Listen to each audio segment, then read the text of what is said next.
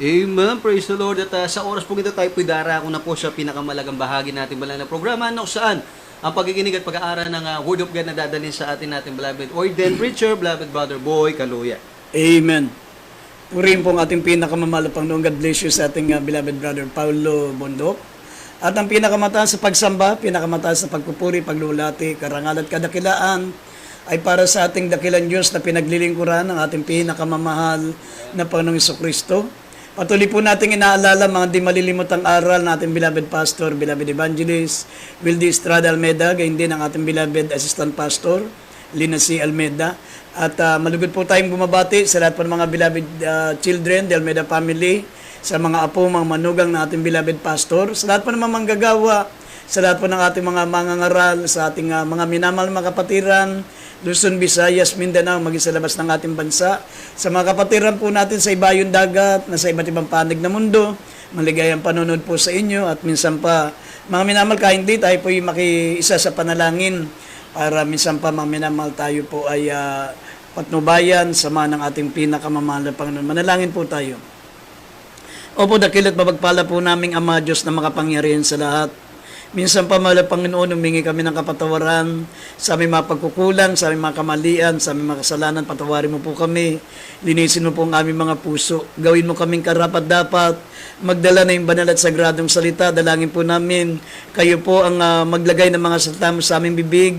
Bigyan mo ng pangunawa, ng pananampalataya, lahat ng mga nanonood, lalo na po sa mga may sakit, may mga karamdaman, pag-imala mo po sila malapang noon, matanggap po nila ang kumpletong kagalingan ng kalamataglay na karamdaman. At aming sinasaway, lahat ng gawa ng kalaban, demons of unbelief and doubts, demons of hindrances, we bind the power of darkness in Jesus' name. Amen and amen. Kaya hindi maminamal, buksan muna natin ating mga pambungad na talata dito sa Efeso 3, talatang 17 at dito sa 2 Corinthians 13, verse 5. Kaya hindi buksan natin dalawang pambungad na talata. Dito po sa Efeso chapter 3 verse 17, na si Kristo'y mananahan sa inyong mga puso sa pamamagitan ng pananampalataya upang kayo mag-ugat at magtumibay sa pag-ibig. Amen. Dito sa aklat po ng ikalawang mga taga-Korinto, kabanatang 13. Hindi man 13, 5. Sabi dito sa mga taga-Korinto, kabanatang 13, talatang 5. Siyasatin ninyo ang inyong sarili kung kayo'y nangasa pananampalataya. Subukin ninyo ang inyong sarili. Hindi ba ninyo nalalaman sa ganang inyong sarili na si Jesucristo ay nasa inyo, maliban na nga kung kayo'y itinakwil na. Amen. Amen. Maminamal ang ating pong paksa ay pamagatan po natin, if Jesus is still the Lord of your heart. Kung ang ating pinakamamahal na Panginoon ay nananahan pa sa ating mga puso. Tandaan po natin mga minamahal, kailanman ay habang tayo po'y sumusunod sa kalooban ng Diyos, ay mananatili pong nananahan sa puso natin ang ating pinakamamahal na Panginoon. At ang mga tandaan niyan, mga minamahal, tayo po ay nananabik na magpuri sa Kanya, nananabik, mga minamahal, na maglingkod pa rin sa ating mahal na Panginoon. At kailanman, mga minamahal, hindi po tayo mangimagod sa paggawa natin para sa kalooban ng ating dakilang Diyos. Yan po mga tanda na po ang ating dakilang Diyos, ang ating pinakamamahal na Panginoong Jesucristo ay nananahan pa sa ating mga puso.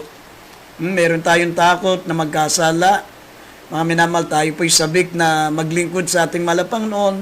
Pinananabikan natin lagi na magpuri sa Kanyang banal na pangalan. Yan po ang mga patunay na nasa ating puso ang ating pinakamamahal na Panginoon. Pero katulad nito, mga minamahal, sinabi ng banal na kasulatan, ang sabi po rito, na si Kristo ay manahan sa inyong mga puso sa pamagitan ng pananampalataya upang kung kayo'y mag-ugat, ay magtumibay sa pag-ibig. Ibig sabihin, isa sa mga palatandaan na nananahan pa sa puso natin ang ating pinakamamahal na Panginoon, tayo po ay magtutumibay sa pag-ibig sa ating mahal na Panginoon. Kaya nga, ang pangalawang talatang binasa po natin, lagi natin saliksikin ang ating mga sarili.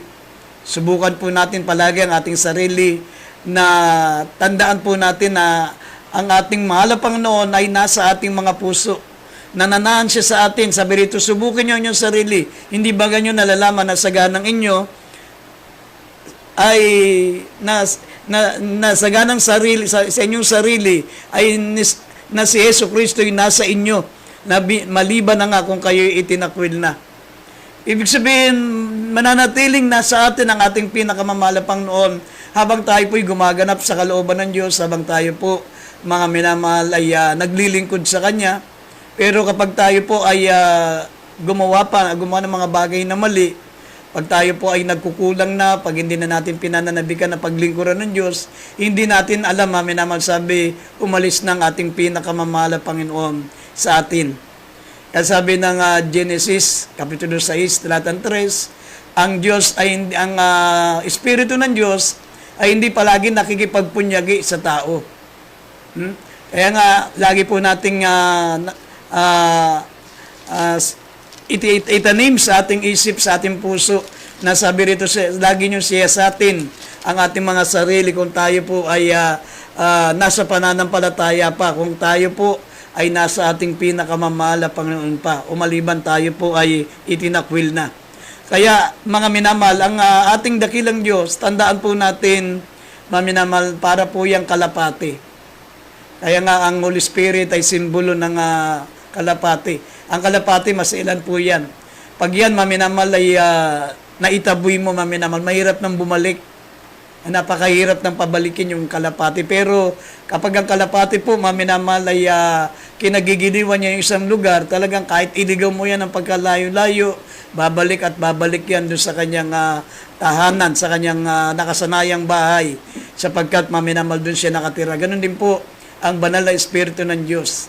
Mga minamahal, mananatiling nananahan sa atin kung tayo po'y sumusunod sa kalooban ng ating mahal na Panginoon. Kaya nga sabi po rito, mga minamahal, if Jesus is still the Lord of your heart, we must walk even as we walk. Isa sa mga patunay, mga minamahal, na sabi po rito sa Colossians chapter 2 verse 6 at unang 1, kapitulo 2, talatang 6, ang isa sa mga palatandaan, mga minamahal, na ang ating pinakamamahal na Panginoon ay nananaan pa sa ating mga puso. Sabi po rito, mga minamahal, lalakad tayo ayon sa kanyang inilakad. Ayan. Ito po ay mababasa natin sa Colossians 2:6 at unang 1:2-6. Basahin po natin. Dito po sa Colossus chapter 2 verse 6, kung paano nga na inyong tinanggap si Kristo Jesus na Panginoon, ay magsilakad kayong gayon sa Kanya. Amen. Dito po dito sa unang 1, kabanatang 2, talatang 6. Ang nagsasabing siya'y nananahan sa kanya ay nararapat din namang lumakad na gaya ng inilakad niya. Amen. Amen. Mga minamahal, sabi ng banal na kasulatan, magsilakad tayong gayon sa kanya. Ang nagsasabing nananahan sa kanya ay nararapat din naman lumakad gaya ng inilakad niya. Ibig sabihin, mga minamahal, tayo po ay tumulad sa ating pinakamamahal na Panginoon kung ano po ang lakad ng ating mahal na Panginoon, kung paano siya namuhay nung siya po ay kasama pa natin sa lupa, nung siya po ay nandito pa, maminamahal sa lupa, nung siya ay nagkatawang tao. Ang sabi ng banal na kasulatan, Jesus walked by faith. Nung siya po ay narito sa lupa, ang ating mahal na Panginoon ay lumakad sa pananampalataya. Kaya sabi ni Apostol Pablo dito sa 2 Corintios 5, talatang 7, maminamahal, sabi niya, siya ay hindi lumakad, maminamahal, sa pamagitan ng paningin, kundi lumakad po siya sa pamagitan ng pananampalataya. Yeah. Sabi rito, 2 Corinthians 5:7, at mamaya mababasa rin po natin ang Hebrews, Kapitulo 10, talatang 35 hanggang 39. Dito po sa 2 Corinto chapter 5 verse 7, sapagkat nagsisilakad kami sa pamagitan ng pananampalataya, hindi sa pamagitan ng panangin. Amen. Dito po sa Hebreo, kabanata pong 10, talatang 35 hanggang 39. Sabi dito, Hebreo 10:35, sabi po dito, wag nga ninyong itakwil ang inyong pagkakatiwala na may dakilang gantimpala. 36, sapagkat kayo'y nangangailangan ng pagtitiis upang kung inyong magawa ang kalooban ng Diyos ay magsitanggap kayo ng pangako. 37, sapagkat sa madaling panahon siya'y pumaparito ay darating at hindi magluluwat. 38, ngunit ang aking lingkod na matuwid ay mabubuhay sa pananampalataya, at kung siya ay umurong, ay hindi kalulugan ng aking kaluluwa.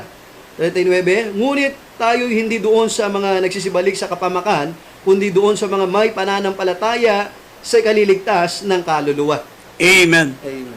Yan po, maminamalang patunay na tayo po ay lumalakad, maminamal sa pananampalataya. Ang sabi ng Biblia, ngunit ang aking lingkod ay mabubuhay sa pananampalataya. Kung siya'y uurong, ay hindi kalulugdan ang aking kaluluwa. Sabi ng Biblia, kami lumalakad sa pananampalataya at hindi sa pamagitan ng paningin. Kaya nga, tayo pong lumalakad sa pananampalataya, mga minamahal, sabi ng Biblia, hear no evil, see no evil, say no evil, think no evil. Ang ating prinsipyo sa buhay bilang tayo po'y mga mananampalataya na lumalakad sa pananampalataya, sabi po rito, hear no evil. Kahit mayroong narinig tayong masamang bagay, mga minamahal na nakakapanghina ng ating pananampalataya, mga minamahal, hindi po tayo dapat nanghihimagod.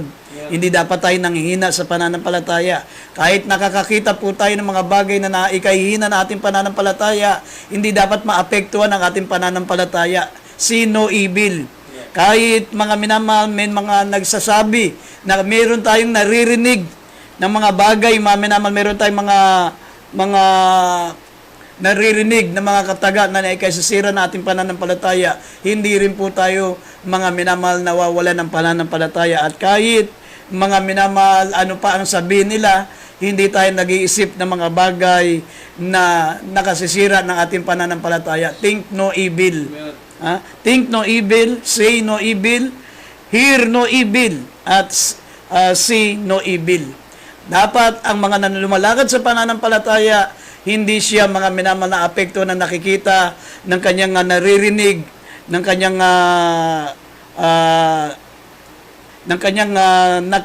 naiisip, nakikita ng kanyang mga mata.